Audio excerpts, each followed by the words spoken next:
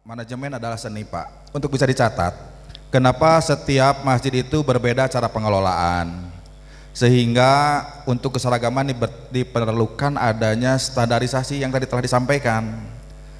Untuk kedepannya, Bintek ini berharap bahwa kita mempunyai keseragaman dalam pengelolaan masjid di wilayah kita masing-masing atau binaan kita masing-masing.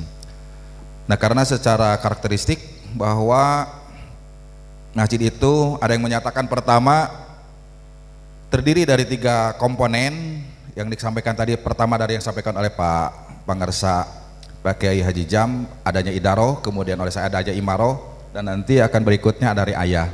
Itu yang satu konsep. Ada satu konsepnya lagi bahwa masjid itu identik dengan idarohnya, dan bahwa idarohnya itu nanti mempunyai kaki ke bawah 2. Satu adanya kegiatan imarohnya, program, kemudian riayahnya.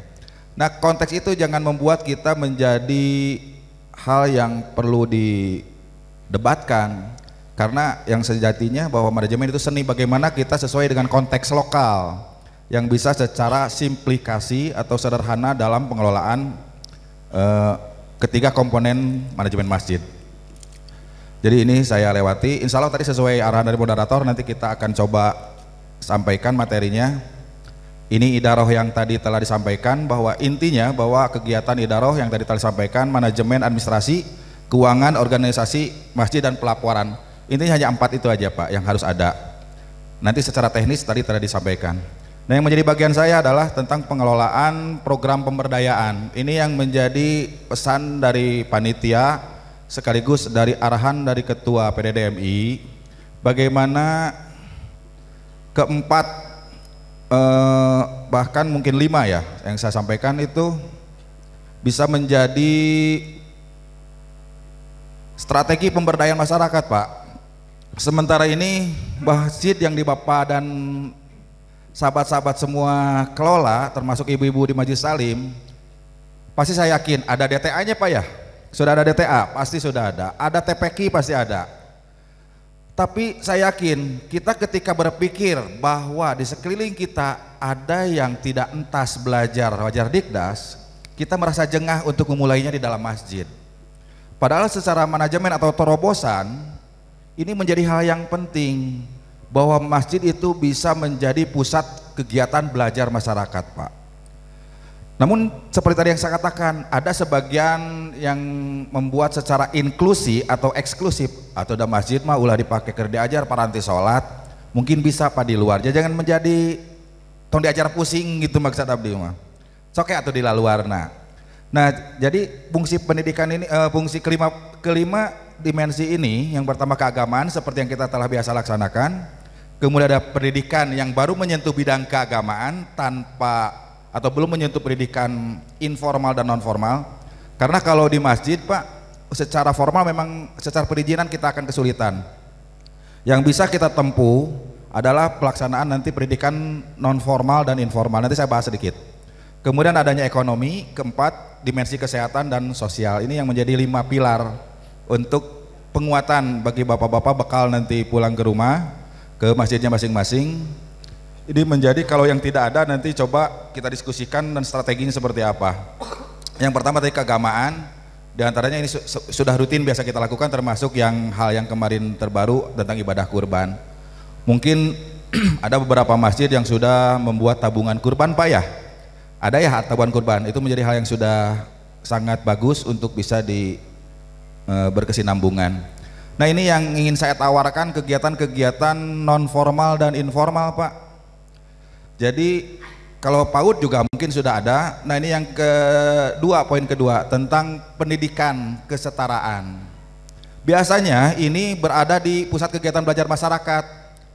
Pak tekirang aya ustad, aya pengurus masjid, punten da kumargiti pasantren, tegaduh ijazah.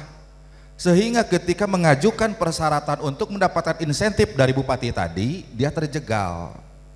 Cing tulungan atuh orang ngayakeun kegiatan ieu gitu maksudna teh. Nah, sehingga ini kita dorong membuat pendidikan kesetaraan baik paket A, paket B, dan paket C. Itu bisa di masjid, Pak. Untuk teknis bisa berkoordinasi secara struktural mulai dari DMI kabupaten berjenjang, kecamatan sampai ke ranting. Polanya nanti saya kasih tips singkat saja. Ketika di Bapak ada teridentifikasi beberapa calon namanya, calon warga belajar kalau pendidikan kesetaraan, Bapak bisa identifikasi minimal untuk satu kelompok itu 10 orang, kemudian direkomendasi oleh ketua DMI Ranting, kemudian direkomendasi juga oleh ketua DMI Kecamatan, dan terakhir nanti oleh ketua DMI Kabupaten Bandung untuk kita kerjasamakan dengan Diknas bidang pendidikan masyarakat. Ada namanya kepala bidangnya itu nanti kepala bidang pendidikan masyarakat. Nanti kita dorong ke sana, Pak. Insya Allah mudah-mudahan di sana ada mata anggarannya. Biasanya per tahun itu ada anggaran mata anggarannya. Kita coba dorong nanti kita fasilitasi. Kedua, kursus-kursus ini yang jarang juga terjadi, Pak. Bagaimana para takmir masjid ini bisa memberdayakan dirinya sendiri. Saya sempat kemarin berdiskusi dengan sahabat-sahabat pemateri yang lain, para narasumber yang lain, panelis. Rumusnya sangat sederhana, Pak. Kumaha urang rek ngaberdayakeun batur, lamun urang ge sorangan teu berdaya. Bagaimana kita bisa memberikan orang lain lamun urang ge berdayakeun keneh? Itu konteksnya, sehingga sesuai sabda Rasul, ibda bin nafsik, ya kita yang harus mulai untuk melakukan pemberdayaan bagi diri kita sendiri. Sehingga tadi diharapkan nanti secara eksplisit tadi katakan tentang digitalisasi ya, tentang SIMAS, program SIMAS. Ini kan banyak juga, punten, bukan bermaksud tendensius, karena berada di pedalaman, kemudian para takmir atau pengurus DKM-nya pada muda-muda semua, kan begitu. Sehingga untuk membuat sistem informasi ini yang menjadi kendala. Kenapa data di Pak Kasih Bimas tadi terkendala, datanya tidak update? Karena kemampuannya tidak mumpuni, kemudian daya dukung infrastruktur seperti internet itu tidak masuk. Itu kemudian ada kewirausahaan, Pak, life skill, kemudian ada pendirian perpustakaan masjid, ada taman bacaan atau taman bacaan tidak harus menjadi perpustakaan kalau memang dirasa tidak lokasinya juga tidak kurang memadai, bisa dengan taman bacaan masyarakat. Kemudian ini yang kedua, hal yang penting aja, ini ada 5, saya akan hanya ulas 2 saja. Ini, Pak, yang ekonomi. Ada rintisan koperasi jamaah masjid melalui kelompok usaha jamaah masjid. Hal ini tadi sesuai arahan Pak Ketua DMI, seperti disampaikan tadi bahwa kita ini ada Agnia yang memfasilitasi telah ke depan. Saya sempat berbincang dengan beliau tadi, sedang mudah-mudahan, mohon doanya kenapa saya ungkap sekarang, sedang melakukan kerjasama dengan BJB, kemudian pinjaman atau soft loan namanya, soft loan untuk pinjaman lunak tanpa adanya jasa atau bunga, tanpa adanya potongan. Jadi upami nambut 100.000, wih kena cekap 100.000. Nah ini nanti ini menjadi rintisan Bapak dan Ibu Majelis Taklim, biasa nama ibu-ibu non seueur seragam marayar seragamannya, Bu. Seragam teh saminggon gentos gitu. Nah sehingga ini bisa difasilitasi dengan kelompok usaha jamaah masjid yang pada akhirnya nanti akan menjadi koperasi rintisan, Pak.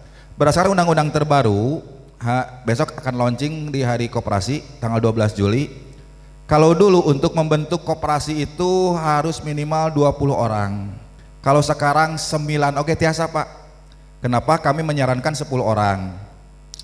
Nanti untuk 9 orang itu dibentuk kepengurusan seperti KSB, itu nanti bisa berjalan. Nah kalau pendirian BMT biasanya sudah berjalan, Pak, di masjid-masjid. Nah kemudian yang ini yang rata-rata untuk zero waste ya, atau pengolahan sampah, masjid bisa terlibat, Pak. Maksudnya nanti kita bisa kerjasama dengan para pengepul untuk mengambil atau membeli sampah-sampah yang dari jamaah masjid. Nah uangnya itu menjadi bagian dari infak sodakohnya para jamaah masjid. Nah itu yang harus kita kerjasamakan dengan mitra. Nah karena saya dibisikin 1 menit lagi, ini menjadi kabar gembira bagi Bapak dan Ibu semua.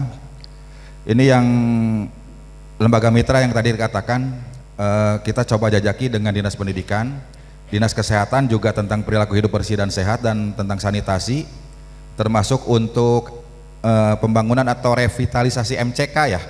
Nah kita dorong ke sana. Kemudian tadi kebetulan juga wakil dari Dinas Sosial hadir.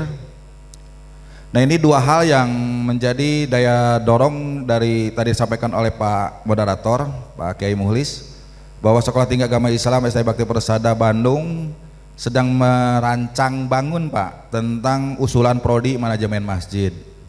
Mohon doanya semoga nanti ketika secara legal formal mendapatkan pendidikan secara formal, kita dorong menjadi sebuah perda, kalau bisa nanti menjadi undang-undang, bahwa pengurus masjid itu harus sarjana masjid begitu. Sarjana masjid. Boleh aplaus Bu, boleh tepuk tangan. Semoga mohon doanya.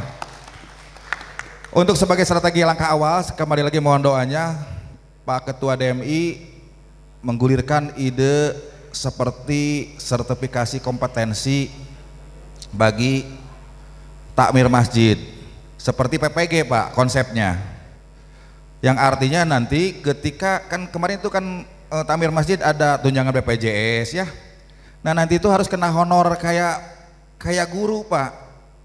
Nah tapi kan kita itu harus dorong dengan perdanya begitu. Nah tugas-tugas tadi kenapa dikumpulkan Pak Ketua DMI cek Sunda nama awong-awongan tadi dengan dugikeun ka Pak Bupati, dugikeun ka Bupati gitu. Karena kalau ini masjid nu tadi teh diararantepkeun Pak cilaka gitu. Daya janten mun netepan ge ukur tiluan.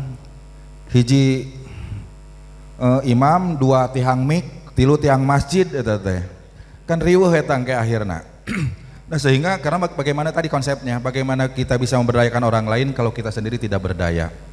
Nah terakhir bahwa kaitan tadi dari Pak Tri, kemudian juga saya Pak Ketua DMI beserta jajarannya, insya Allah kedepannya akan melakukan audensi dengan Koperasi Citra Mandiri Jabar. Secara Koperasi Citra Mandiri Jabar itu salah satu juara koperasi se-Jawa Barat. Di antaranya pemenang koperasi inovasi dan koperasi terbaik. Perlu sampaikan Pak, jadi Koperasi Citra Mandiri Jabar itu cara pembayarannya sudah menggunakan mesin edisi seperti bank-bank perbankan itu, menggunakan kris dengan sistem UC, cuma belum sampai ke ATM. Nah ini mereka secara eksplisit siap membantu untuk pemberdayaan masjid. Untuk lebih konkretnya kita tindak lanjuti dengan MOU atau kerjasama yang akan kita lakukan kunjungan atau audensi. Mohon doanya. Sepertinya hal itu yang bisa saya sampaikan. Semoga hal ini menjadi penguatan dan membuka wawasan dan inspirasi bagi Bapak dan Ibu sekalian sebagai salah satu langkah strategik ke depannya bagaimana kita bisa lebih memberdayakan masjid. Sebagai rencana tindak lanjut nih Pak, karena beliau juga kemarin menyampaikan bahwa ini sekarang ini hanya trigger Pak, sekali awal. Tentu Bapak dan Ibu akan penasaran ada materi yang secara strategik yang kita akan lakukan pada Bintek selanjutnya. Jadi pertama bagaimana pemetaan potensi masjid, kedua peningkatan layanan, ketiga pemberdayaan dan pendanaan. Taya kumaha carana orang niangan mangdana Pak, tapi tidak akan diulas sekarang.